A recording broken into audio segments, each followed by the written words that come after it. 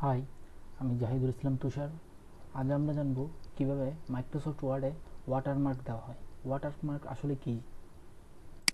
Watermark হলো কোনো একটা ছবি মধ্যে যে লেখাটুকু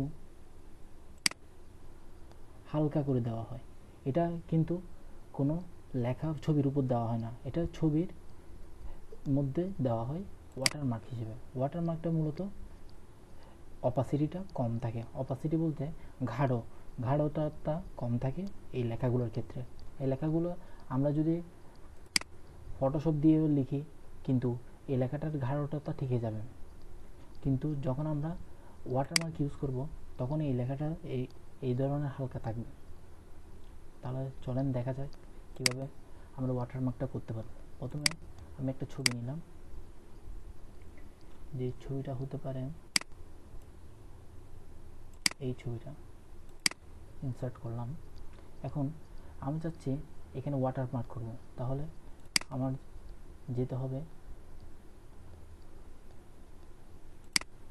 ওয়াটারমার্ক অপশনে।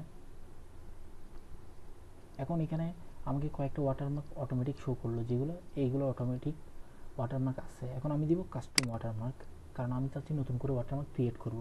এখন নো ওয়াটারমার্ক দেওয়া আছে। আমি এখানে যদি পিকচারের ওয়াটারমার্ক দিই তাহলে পিকচার সিলেক্ট করে ওটা ওয়াটারমার্ক করা যাবে। যেমন আমি যদি এই পিকচারটা দিয়ে ইনসার্ট করলাম, ওকে দিলাম, তাহলে দেখুন এই পিকচারটা ওয়াটারমার্ক হিসেবে আছে। কিন্তু আমি চাচ্ছি পিকচার ওয়াটারমার্ক নয়, আমি চাচ্ছি টেক্সট ওয়াটারমার্ক। তাহলে আমি করব প্রথমে ওয়াটারমার্কে গিয়ে কাস্টম ওয়াটারমার্ক, টেক্সট ওয়াটারমার্কের এখানে বোর্ডটা রেখে এখন আমার এখানে সিলেক্ট করে দিতে হবে। টেক্সট আমার দেওয়া আছে ASP লেখা, কী ধরনের লেখা থাকবে অরিজিনাল দিলাম। ক্যালিব্রি ফন্টটা আমি চাইলে চেঞ্জ করে দিতে পারবো, অনেকগুলো ফন্ট দেওয়া আছে, আমি ক্যালিব্রি রাখলাম। অটো কালারটা আমি ফন্টের কালারটাও চেঞ্জ যেটা খুশি সেটা দিতে পারবো।